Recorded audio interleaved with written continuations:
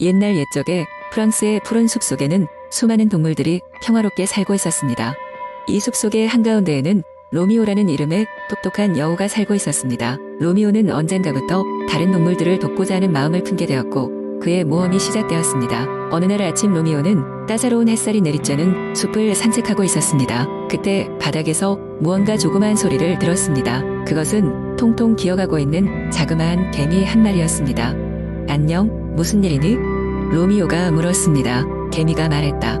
우리 개미 왕국의 집이 홍수로 무너졌어. 어떻게 해야 할지 모르겠어요.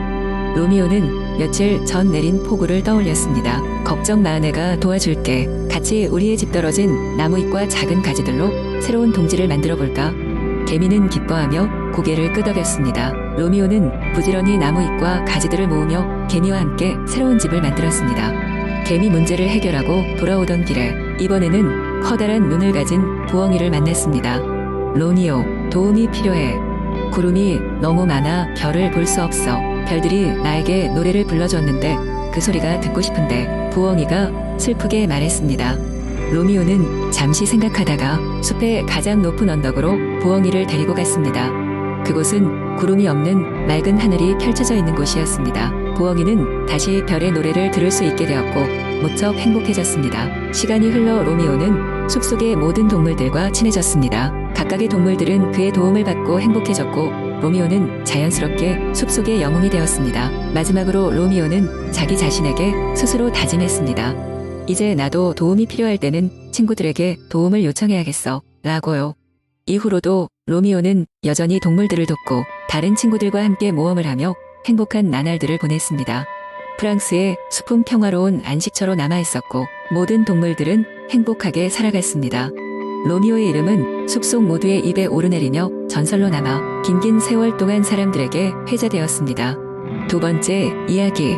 옛날 옛적 파리의 한적한 거리에서 북쪽으로 조금만 가다 보면 루브르 박물관이 있다. 이곳은 전 세계적으로 유명한 명화들과 역사적인 유물들이 모여있는 곳이지만 그 누구도 알지 못하는 또 다른 비밀을 가지고 있었다. 전설에 따르면 루브르 박물관에는 그림의 세계로 들어갈 수 있는 마법의 문이 숨겨져 있었다. 이 문은 특별한 밤, 즉 보름달이 박물관의 유리, 피라미드에 반사될 때 열리며 그 시간에 맞춰 이곳을 방문한 자는 각각의 그림 속 세상을 탐험할 수 있었다.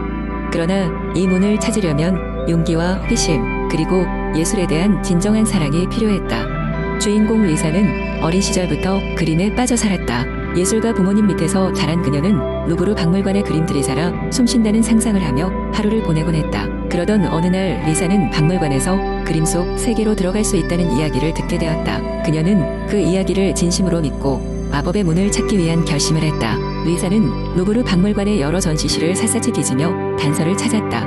그녀는 특히 모나리자가 걸린 방에서 오랫동안 머물곤 했다. 그러던 중 어느 날 보름달이 밝게 빛나는 밤, 모나리자 그림 앞에서 이상한 일이 벌어졌다. 그림의 미소가 더욱 생생해지는 순간 리사는 자신이 그림 속으로 빨려 들어가는 것을 느꼈다. 그녀가 정신을 차렸을 때 리사는 모나리자 그림 속의 아름다운 풍경 가운데 서 있었다. 너무나도 리얼한 꽃향기와 늘어선 나무들, 그리고 저 멀리 보이는 신비로운 성까지 모든 것이 현실 같았다. 리사는 그림 속의 인물들과 이야기를 나누며 꿈 같은 시간을 보냈다. 이때 모나리자는 그녀에게 다른 그림들로도 넘어갈 수 있는 방법을 알려주었다. 그러나 하나의 그림에서 다른 그림으로 넘어가기 위해서는 그림의 역사와 작가의 의도를 이해해야만 했다. 리사는 모나리자의 조언에 따라 다음 그림 세계로 모험을 떠났다. 밀레의 이삭 줍는 여인들 속에서 농부들과 함께 일해보기도 하고 드가의 발레 수업 속에서 우아한 발레 동작을 배우기도 했다. 이렇게 각 그림의 세계를 넘나들며 리사는 예술의 진정한 의미와 그 뒤에 숨겨진 이야기들을 체감할 수 있었다. 하지만 모험의 막바지 리사는 한 가지 중요한 선택을 앞두게 된다. 각 그림 속 사람들은 예술을 사랑하는 그녀에게 그림의 세계에 남아 영원히 함께할 것을 제안했다. 그림 속의 삶은 현실보다 평온하고 아름다웠지만 리사는 부모님과 친구들, 그리고 자신의 현실 세계를 떠올렸다.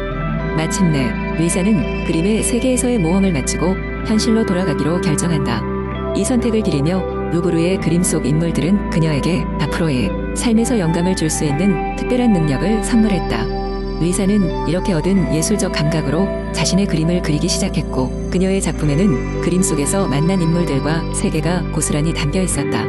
리사는 그 이후로도 파리 전역에서 주목받는 화가로 성장했다. 루브르 박물관의 전설은 계속해서 사람들 사이에서 회자되었고 리사의 그림 역시 전시회에서 많은 이들의 사랑을 받았다. 그녀의 그림을 본 사람들은 마치 다른 세상으로 빨려 들어간 듯한 기분을 느꼈고 또한 루브르의 비밀을 경험한 증거였다. 이렇게 파리의 한적한 밤이면 환상적인 이야기들이 얽힌 루브르 박물관이 더욱 반짝이며 리사는 그녀만의 그림으로 세상에 또 다른 마법을 선사했다. 세 번째, 이아 기엔날 옛적. 프랑스의 한적한 시골 마을 근처에는 루미에르 언덕이라 불리는 아름다운 언덕이 있었습니다. 이곳은 매일 아침 햇살이 가장 처음 닿는 장소로 그 풍경은 마치 꿈속처럼 아름다웠습니다. 언덕의 정상에는 오래된 참나무가 한 그루 서 있었고 마을 사람들은 그 나무가 마법의 요정이 사는 곳이라고 믿었습니다. 해맑은 소녀 엘로이즈는 루미에르 언덕 아래 작은 농장에서 자랐습니다. 그녀는 어머니가 들려주는 요정 이야기들을 듣는 것을 무척 좋아했으며 요정들이 과연 실제로 존재할까 궁금해했습니다. 그래서 어느 날 엘로이즈는 용기를 내어 언덕 위의 참나무를 찾아가 보기로 결심했습니다. 이른 아침 엘로이즈는 어머니가 자는 사이 몰래 집을 나와 루미에르 언덕으로 향했습니다. 오른쪽 어깨에는 작은 배낭을 메고 손에는 도시락과 물병을 들었습니다. 언덕을 오르던 그녀는 숲의 소리를 들으며 마음이 설렜습니다. 새들이 지저귀고 나비들이 주변을 날아다니며 엘로이즈를 환영하는 듯 보였습니다. 드디어 정상에 도착했을 때 엘로이즈는 참나무 아래에 작은 흔적을 발견했습니다. 작은 발자국들이 나무 주위를 둘러싸고 있었고 은은한 빛이 나무의 구멍에서 새어나오는 것이 보였습니다. 숨이 찬 엘로이즈는 마음을 가다듬고 참나무 밑에서 기다리기로 했습니다. 해가 중천에 올랐을 때 그녀는 달콤한 노랫소리를 들었습니다. 그 소리는 점점 더 가까워졌고 마침내 나무의 갈라진 부분 가운데에서 손바닥만 한 작은 요정이 나타났습니다. 요정은 빛나는 날개와 빛나는 금빛 머리카락을 가진 매우 아름다운 존재였습니다. 요정은 엘로이즈에게 이렇게 말했습니다. 용감한 소녀야, 여기에 오다니 참으로 대단하구나. 나는 이곳을 지키는 요정 루멘이라 해. 오늘 너는 특별한 손님이란다. 엘로이즈는 깜짝 놀랐지만 루멘의 친절한 목소리에 이내 마음이 편안해졌습니다. 루멘은 엘로이즈에게 언덕과 마을에 얽힌 오랜 전설들을 들려주었습니다. 수세기 전 이곳은 강력한 마법사들이 다스리던 땅이었고 그들의 힘을 상징하는 여러 마법적 존재들이 있었다고 했습니다. 그러나 주민들과 마법사들 사이에 평화가 깨지고 마법사들은 떠나게 되었지만 그들의 친구였던 요정들은 이 언덕에 남아 마을을 지켰다고 했습니다. 엘로이즈는 루멘의 이야기에 완전히 빠져버렸고 요정의 아름다움과 지혜에 감동했습니다. 그녀는 루멘과 함께 온종일 언덕을 구경하고 요정들과 놀이를 하며 꿈같은 시간을 보냈습니다. 마침내 노을이 질 때 엘로이즈는 요정들과 작별 인사를 나누고 마을로 돌아갔습니다. 집에 돌아온 엘로이즈는 이 새로운 친구들의 대한 이야기를 어머니에게 신나게 이야기했습니다. 엘로이즈의 모험담은 마을 사람들에게 전해졌고 이후로 루미에르 언덕은 그곳에 사는 요정들과의 전설적인 이야기가 기쁨과 희망을 전달하는 특별한 장소로 여겨졌습니다. 이로써 엘로이즈의 특별한 여정은 은밀한 비밀처럼 마을의 자랑이 되어 오래도록 사람들의 마음속에 남아있었습니다. 그리고 그녀는 정기적으로 언덕에 올라 요정 친구들과 만남을 가지며 마을의 전설을 새롭게 써나갔습니다. 네 번째, 이아 기엔날 옛적. 프랑스의 조용한 시골 마을에 뿌띠 노아르라는 어린 소년이 살고 있었습니다. 뿌띠 노아르는 혼자 있는 것을 좋아하여 숲속을 산책하며 다양한 생물들을 관찰하고 이상한 것을 발견하는 것을 즐겼습니다. 어느 날 뿌띠 노아르는 깊은 숲속에서 빛나는 무언가를 발견하게 됩니다. 빛나는 것은 작은 황금 나침반이었습니다. 이 나침반은 마법의 나침반으로 주인에게 특별한 모험을 안내할 수 있는 능력을 가지고 있었습니다. 뿌띠 노아르는 나침반의 신비로움에 이끌려 모험을 떠나기로 결심했습니다. 첫 번째 모험은 잃어버린 왕국 보르문트의 비밀을 푸는 것이었습니다. 나침반은 반짝이며 뿌띠 노아르를 숲 너머로 안내했습니다.